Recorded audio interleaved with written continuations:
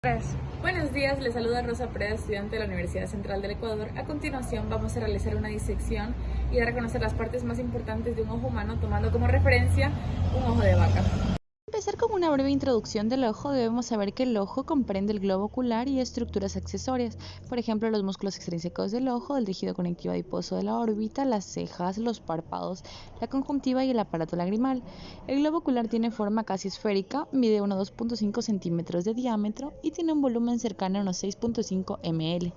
Está conformado por tres capas: una capa fibrosa o externa denominada esclerocórnea, una capa vascular o úvea y una capa nerviosa o interna.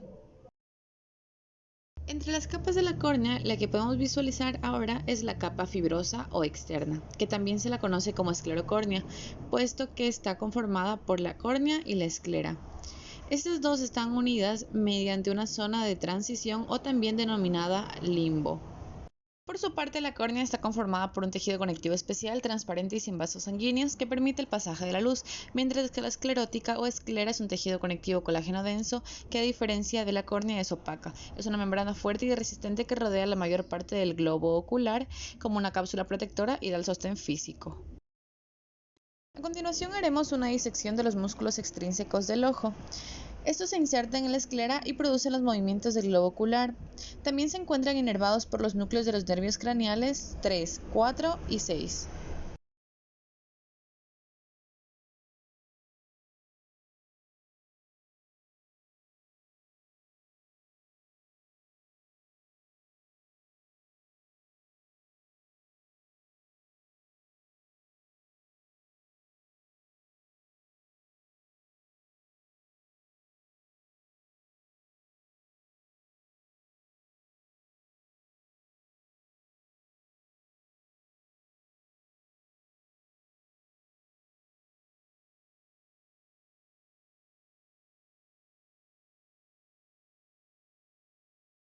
Después de haber realizado una disección de la parte posterior del ojo y haber extraído el tejido fibroso, nos quedó la musculatura extrínseca del ojo. La musculatura extrínseca del ojo está conformada por 6 músculos que podemos observar aquí.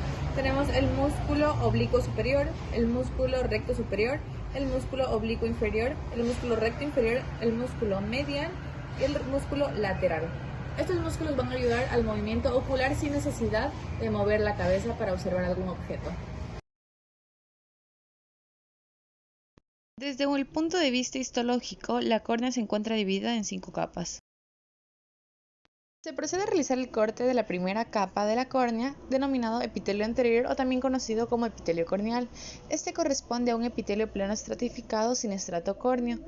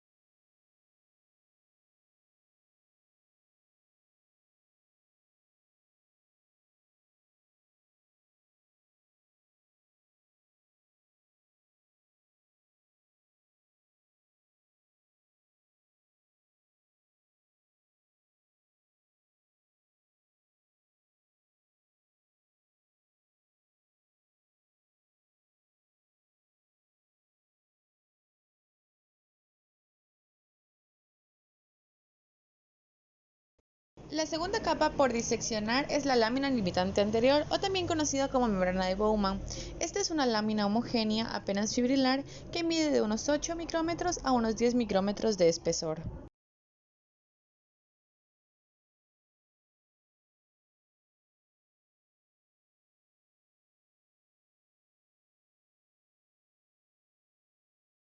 La tercera capa por diseccionar corresponde a la sustancia propia de la córnea o estroma. Este de aquí también se la suele llamar sustancia propia.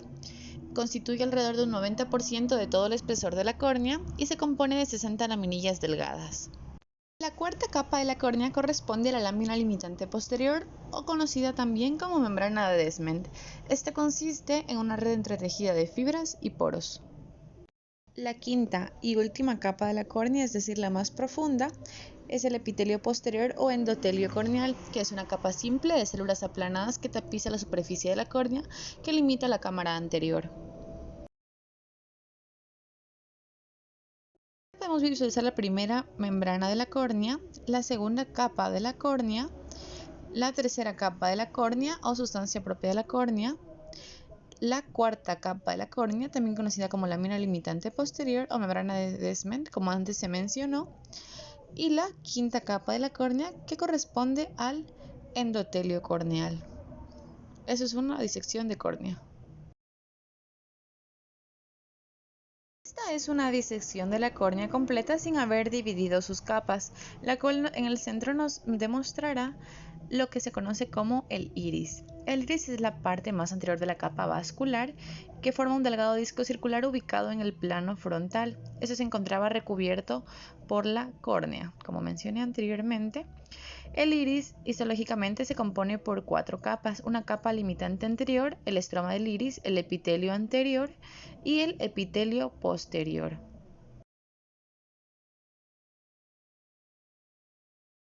Después de haber extraído el iris, se procede a hacer una presión en el globo ocular, lo que dará como un resultado de la salida del cristalino y del cuerpo vítreo.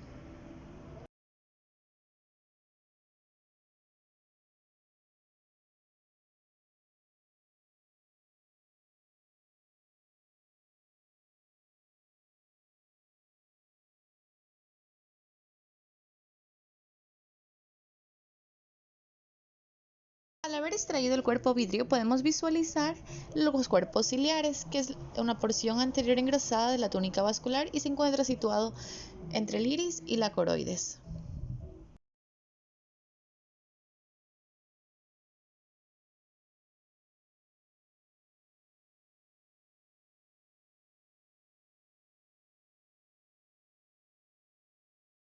Otra de las capas del globo ocular se encuentra la capa nerviosa o interna. Este de aquí comprende el epitelio pigmentario de la retina nerviosa y el epitelio del cuerpo ciliar y el iris. Al realizar este corte en el globo ocular, en la parte interna podremos visualizar de unos colores bastante fluorescentes a la retina, que desde el punto de vista histológico se sube en 10 capas bien definidas, que de adentro hacia afuera se denominan la parte pigmentaria, la capa de fotorreceptores o de conos y bastones, la capa limitante externa, la capa nuclear externa, la capa plexiforme externa, la capa nuclear interna, la capa plexiforme interna, la capa ganglionar o de células ganglionares, la capa de fibras nerviosas y la capa limitante interna.